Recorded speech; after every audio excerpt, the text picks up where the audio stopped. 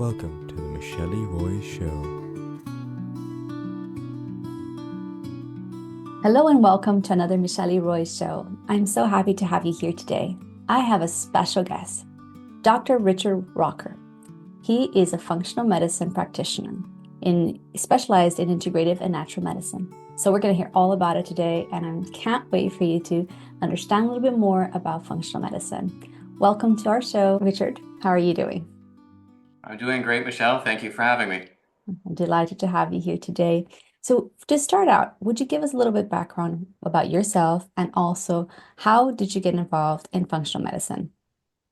Okay. I'm originally from Canada and I moved to Ireland about 21 years ago. And how did I get into this all? That's a good question.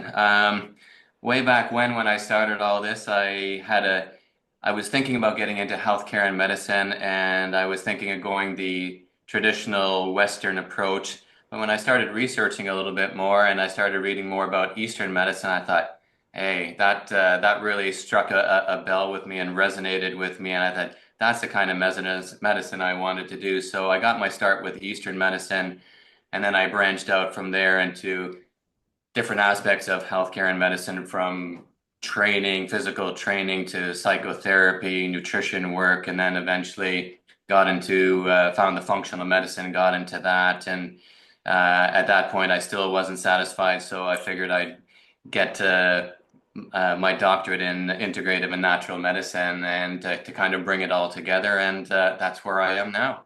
Wow. I mean, you're great for learning and you love learning. I think it's so amazing because you can always learn something new and always also incorporate that into your practice, which I think is fantastic. For somebody that Absolutely. doesn't understand the what functional medicine and integrative medicine, would you be able to explain to them? Yeah, definitely. I think the real difference between functional medicine and our standard medicine is really how the approach on how we work with the patient. Standard medicine is going to use a symptom-based approach. So you come in, they look at your symptoms, and they will give you a treatment for that, which more than likely is probably going to be a prescription for some kind of medication and send you on your way. In functional medicine, we're really looking more at the root cause as well. We want to find out, well, why are you having those symptoms in the first place? Yeah. We don't use medications. We use more lifestyle approaches, nutrition approaches, and yes, there may be some supplements that will be used to fix some kind of nutritional imbalances, but that's really the difference between the two. Yeah, I like that approach because it looks under the hood more in an in-depth way for myself. I know it's been, you know me for years now, but it's been one of the things that I really, really appreciate of functional medicine is looking at you as a whole person and not, as you're saying, just as symptoms, but really what's going on? What are you doing? How are you doing? How can we support you in this journey? I think is so important, isn't it? Absolutely, it is. Yes, yes. And would you have, for instance, you see so many different types of patients, but like let's talk about people like myself. They're Okay. complex cases. So what would it look like a consultation for somebody that's brand new to the whole functional medicine arena and they're like, okay, this sounds really interesting. How do I go about it? What do I expect in a consultation? Could you run us through it? Yeah, sure, no problem. So when a patient comes in to work with me, first thing we're going to do is we'll have an in-depth consultation, or if the person is long distance, we can do it online, or we may send a very in-depth health history form. So the first step is getting a comprehensive health history. I think this is one thing that's also not being done with standard medicine as well. Generally, you come in, you give your problem, and they send you away without really looking into, hey, where did you come from? What's your story? And how did you get to where you are now? So when somebody works with me, I want to know what happened to them from day one, from when you were born to where you are now, your journey in between, how you were born, what you were exposed to, what your diet was like, what it is like now, the whole ins and outs about it, because there can be multiple factors that can be affecting our system. So that would be first step, going from there. Then either we would set some lifestyle modifications for the person. or generally we would look at blood chemistry as well. That's another one of my specialties is blood chemistry analysis. So we do a very in-depth blood test. Again, when we're looking at standard medicine, generally you're getting a very basic blood test. They say it's a full blood test, but then you look, well, how can you tell what's going on in my entire body with, 10 to 20 blood markers? It's an impossibility. Okay. Mm. So we're using more in the range of 80 to 100 blood markers, looking at the body as a whole. So when we look at functional and integrative medicine, that's really what we're doing. Instead of separating the body into this very reductionist view where we're looking at, a body part or an organ system, we want to look at the body as a whole, how it works. So the blood test needs to reflect that as well. So we look at the various body systems, multiple inflammatory markers, because ultimately when somebody is having an issue, there's going to be some inflammatory response going on. And there's really only a handful of reasons why they would be occurring. So then that information helps us to narrow down and where we can look at, or maybe what further tests we can do to help get us some more answers to help the patient. Yeah. And once we get that back, we do a very comprehensive report for the individual. We generally sit down with an hour for them, explain what their blood markers mean, and the steps that they can go forward with in making some changes. And then we follow up with them about a month later, see how you're doing, how you're progressing, and we continue to fine tune the whole way.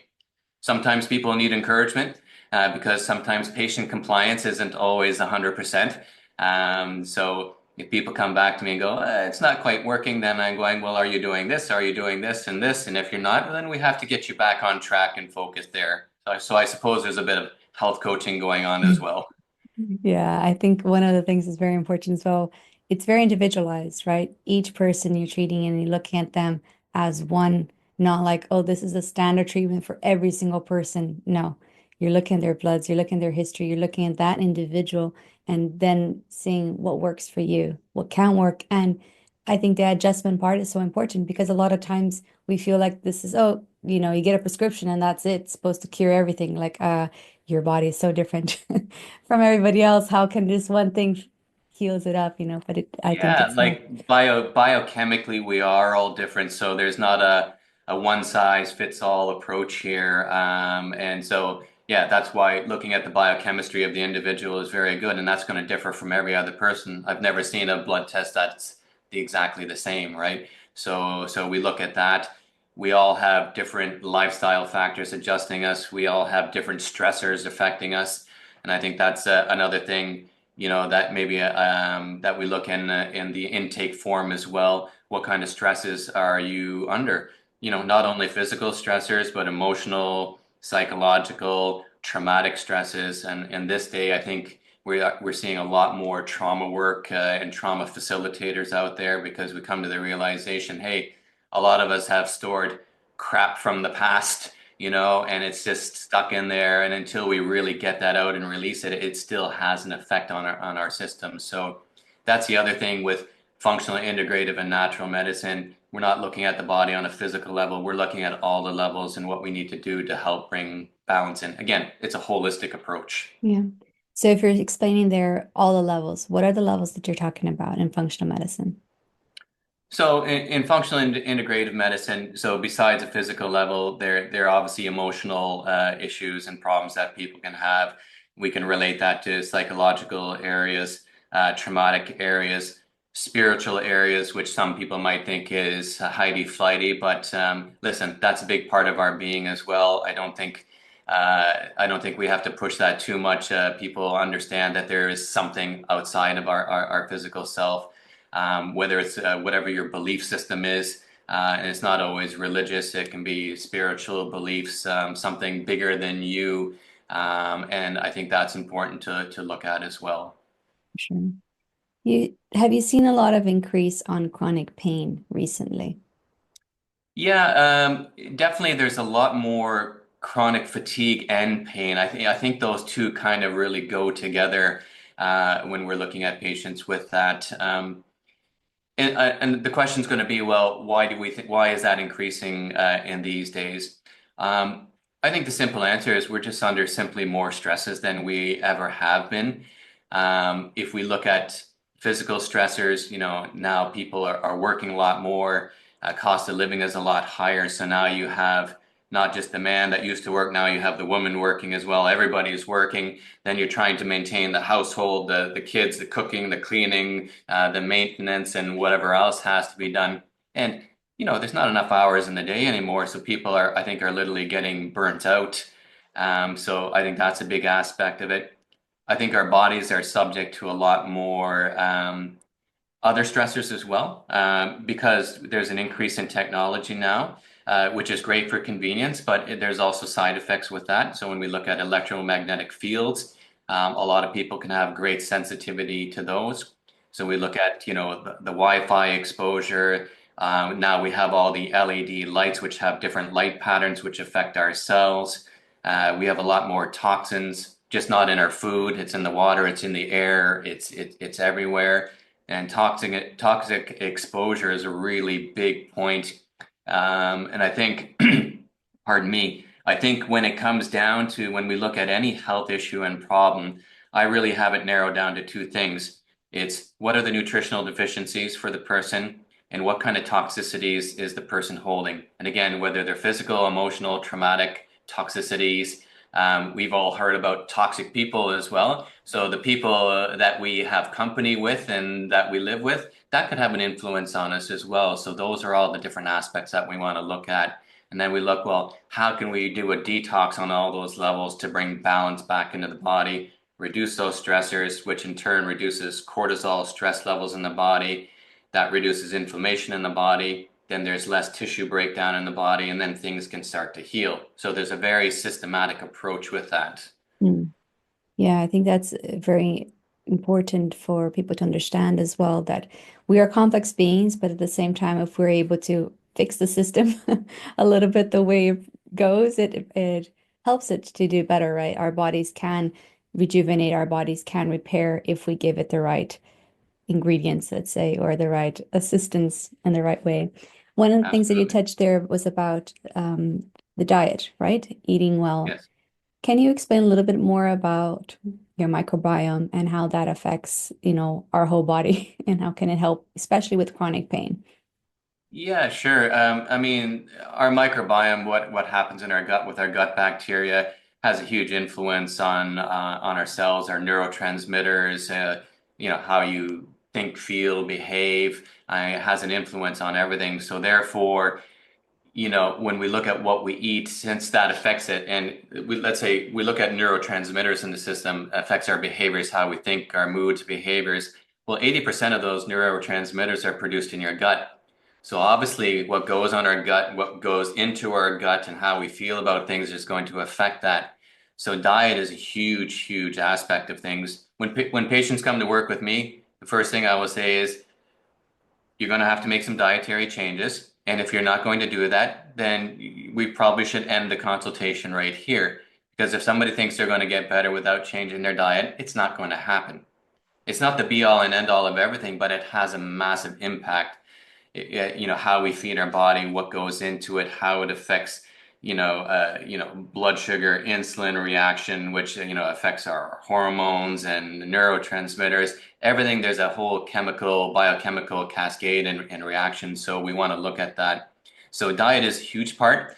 I think people are very confused about diet these days because, when we listen to the mainstream, there is probably a million and one different diet types and strategies and doing this and doing that, and people are jumping from one thing to another. And diet is actually really quite simple. We just want to get down to the very, very basics of the diet. And again, I always look at things in a biochemical way. So I'm going, well, biochemically, what is our body made up of? And if we look at that and you eat according to those percentages, you're going to do very, very well with that. Okay. So without getting into too many specifics, because that could be a whole podcast in itself, I think, Have another one. yeah, there's I think the differentiation is between, now we've been told that proteins and fats, it's kind of a bad name. We kind of look at those as a bad thing. And then we look at our food pyramids, and you see on the base of the food pyramid 6 to 13 servings of carbohydrates. And I'm looking at that and going, well, holy moly, no wonder we have so many issues and problems, okay? Because anytime you raise glucose and insulin levels in the body, it's an inflammatory response, and that's not going to have positive outcomes in the system.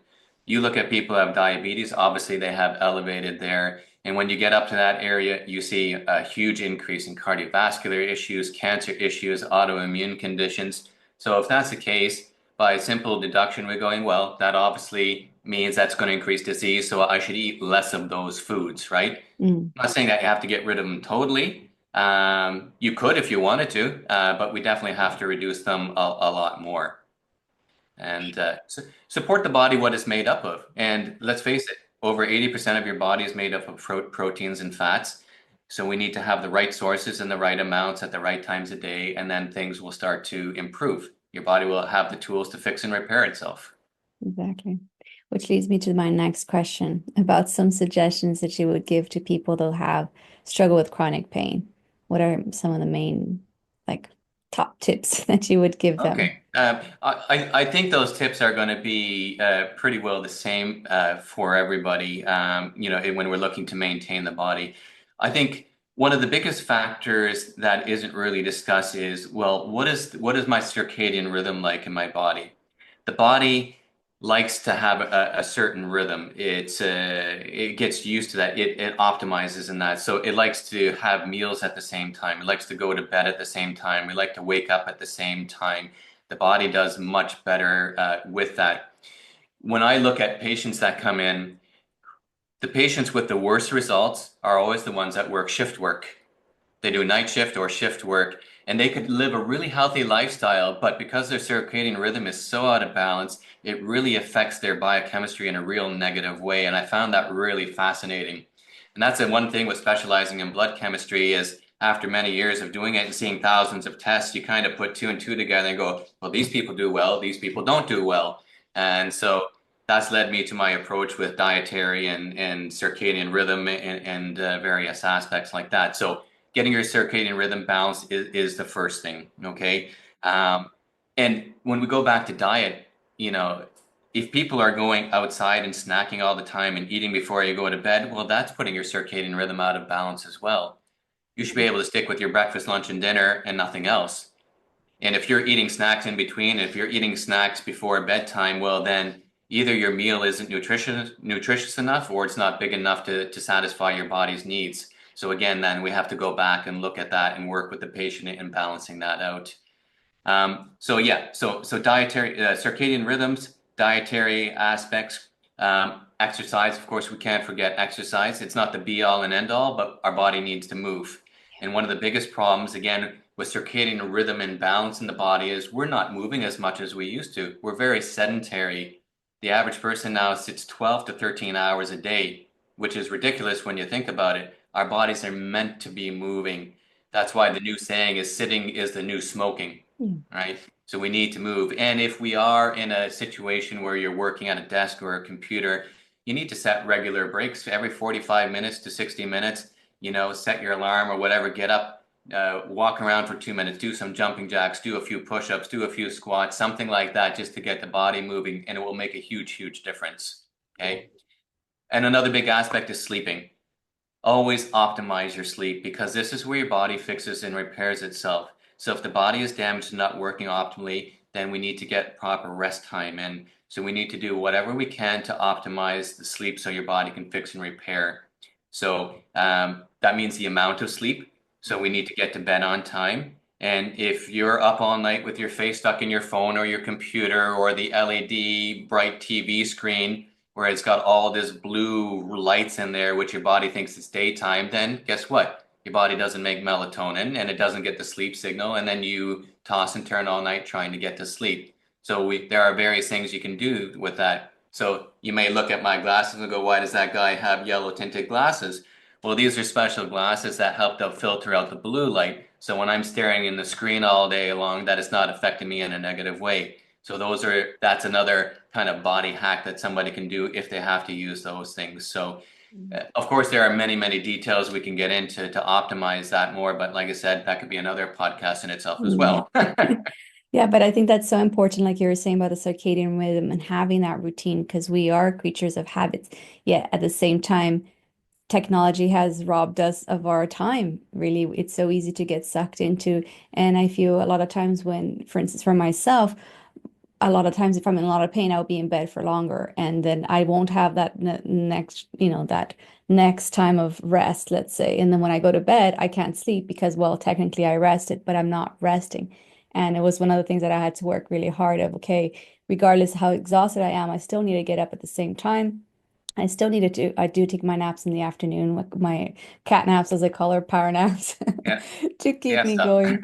Yeah, but it's those are the things that I found for myself that helps me, but it's getting into that rhythm. And I think it's so important. I'm so grateful that you said that because it's easy for us to forget. Like sometimes we can think about the food, it's somewhat more, um, I don't know if it's more knowledgeable or more, I forget the word right now. Anyway, it's something that we know more. It's more common to know your food, but your sleep, your rhythm, and your patterns are not really discussed so much. And like you said, it's not necessarily something that we will gravitate towards, right?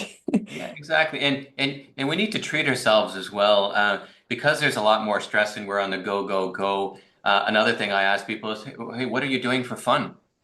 And sometimes that catches people and they go, oh my God, I'm not having any fun, you know? So, who do we socialize with, and hopefully we're not walking around eggshells around people. Who can you let go with?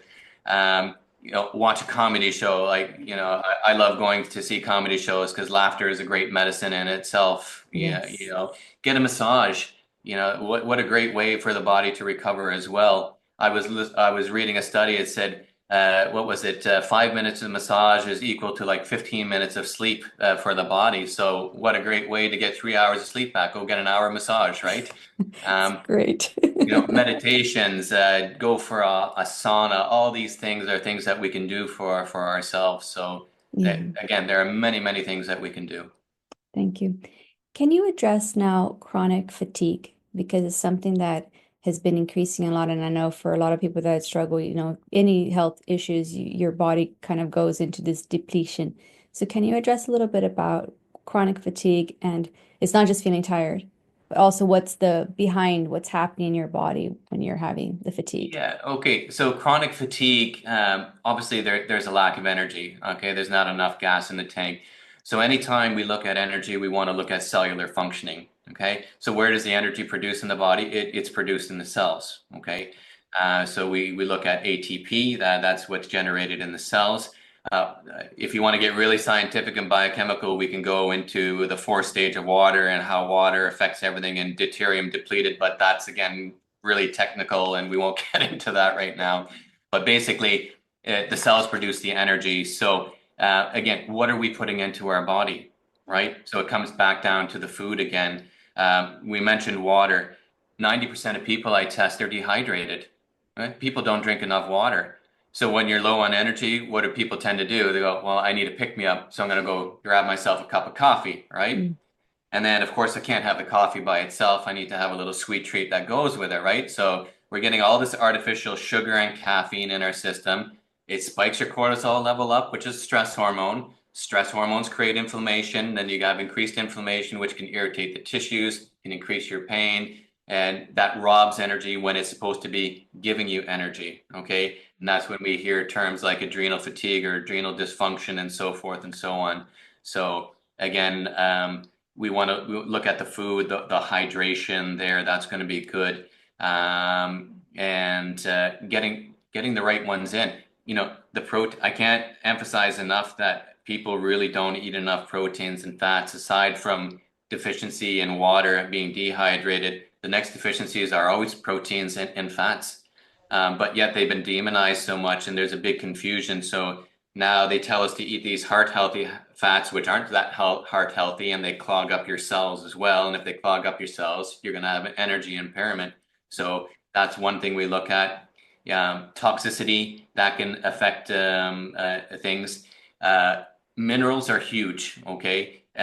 Your minerals are the spark plugs for the cells. So if you don't have enough digestible, assimilable minerals in your diet, you cannot produce any energy in the body. So here's the thing. If we have a lot of toxicity in the body, like heavy toxic metals and that, well, they come into your body and they go into the receptor sites where your minerals are supposed to be, and then you can't absorb your minerals properly. said earlier, we need to look at toxicity as well. And you need to do the right test to see, well, what kind of toxicity do I have in my system? How do I get it out of my system? And if you think that you're just going to eat a green salad and it's going to go away, it doesn't work like that, right? So there are very specific ways that that has to be done. And then that's when you need to work with somebody that's knowledgeable in that, like a functional or integrative practitioner, because generally most medical doctors, I haven't seen any that are aware of it anyways, but that would be some good steps to look at as a starting point. That's very good. Thanks very much for that. A lot of No. input, a lot of things for people to chew on. And some of the protein you're saying there, like even fats, give some of the suggestions that people can have. Like I know avocado is one, but what Okay. other easy I to always say, find? well, what does nature provide you? Okay. And what does nature provide you naturally? Okay. So there's been a big demonization about animal fats, yet they are actually the healthiest fats for us. And guess what? They already come with what they're supposed to be. They're already with the proteins, right? And yet people are taking all the fat off of it. So we've been told eat a load of lean protein, but without that fat, your body can't make ketones, which can't make energy. Without that fat, you can't absorb your nutrients. And there are certain nutrients that are in the fat to help absorb the nutrients that are in the protein. So it always goes into balance. Yet we're trying to chemically squeeze out fats from other things that we were never supposed to eat, and definitely not in those quantities. And then that creates an inflammatory process in the body. So there's this thing called linoleic acid, and your body has about a 2 or 3% requirement for it on a day. And they all fall in line with the saturated fats. So whether they're animal fats or coconut oil or things like that, butter, all those things are great. But when you get into all these artificially produced seed oils and plant oils and that's really where it becomes a problem. And Yeah. if you mix those with a high carbohydrate, high glucose glycemic diet, they really mix together and they make a sticky, gooey mess inside of your body. And it sticks to tissues, it sticks to cells. And then this is where we get, again, energy problems, fatigue issues, and so forth. So again, there's a big biochemical process happening there. Yeah. But I always like to say with my patients, we're going to do an oil change on you, all right? Yeah. Because everything has fat in it. The covering around your myelin sheath, around your nerves, your cells, every aspect of your system has it in there. So when we can change all of that, then the functioning of all those systems will change along with it, and then the symptoms will get less, your health will improve more and more and more. But you need to be compliant, you need to Mm. be patient. It didn't happen overnight, and it's not going to go away overnight either. Yeah, that's for sure. Wow, this is great. There's a lot of very good information here. People just needed to be able to dissect it a little bit and implement it in their life. But Richard, before we finish off, what would be something that you would say to a patient that is right now listening to this and is like, okay, I really think I want to give functional medicine a try. What should they start with? Um, well, you want to look for a certified practitioner or a clinician. The best way is look online. And when you are looking for a practitioner, do look at their qualifications and certifications. You're not looking for somebody that did a weekend course somewhere. You want somebody that's gone through a full qualification, so you know that they have a proper understanding. Um, Ask them about how they work with things. What's their process of working with a patient? Do they look at tests? We mentioned the test, the blood chemistry test. There are so many different functional medicine tests that are available outside of standard medicine that they're not even aware of that can be utilized, especially for energy and pain issues. We can get a lot of answers through those. So ask if the practitioner has access to those. Ask what their success rate is. There are a lot of functional medicine universities out there which will have databases, which you can look at practitioner databases, and that's an easy way to see what's in your area, and you can contact them. Now, with technology, telemedicine is a big thing. So I'm working with people in many different countries, just like we're doing a Zoom call now. We can do that with patients as well. So it's easy to work with a practitioner these days. The only thing that might be challenging is depending where you live, maybe getting the appropriate blood test. But we're working, especially myself, I'm working on more and more areas for people to get blood tests. So it's becoming easier and easier to do. Yeah, that's great. I think it's so important for people to be able to look at this as another opportunity for them to better their health and not just after the fact, which is always what leads us to go to a doctor or a specialist, but preventative as well, right? So that's one thing that we could definitely, okay, how am I doing before I get the pain? How am I doing now so that I can keep, looking at the right markers and putting myself on the right track? I think that's so, so important. Yeah. Just before we leave, I know you talked about the circadian rhythm and the different things that they can do. What would be, in one sentence, your number one key to better health? One sentence.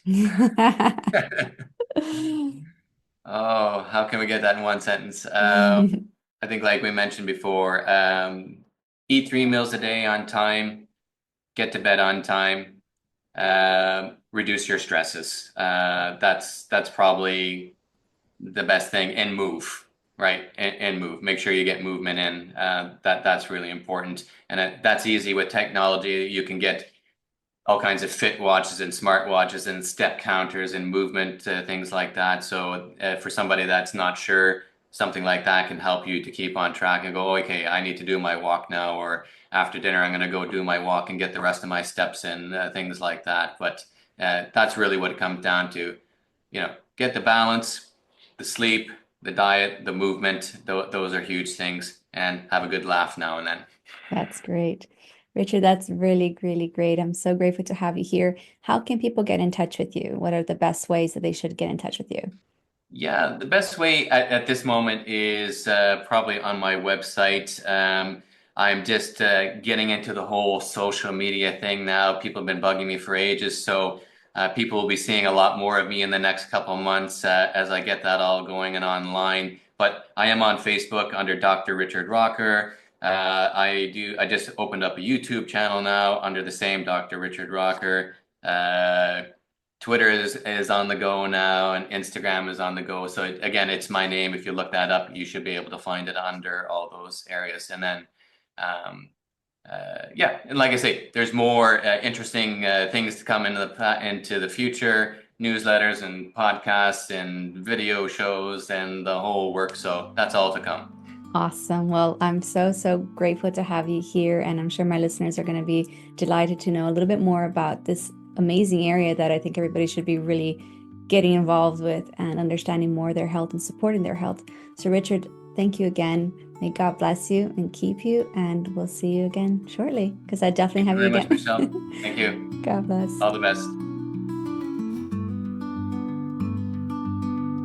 This was the Michele Roys Show.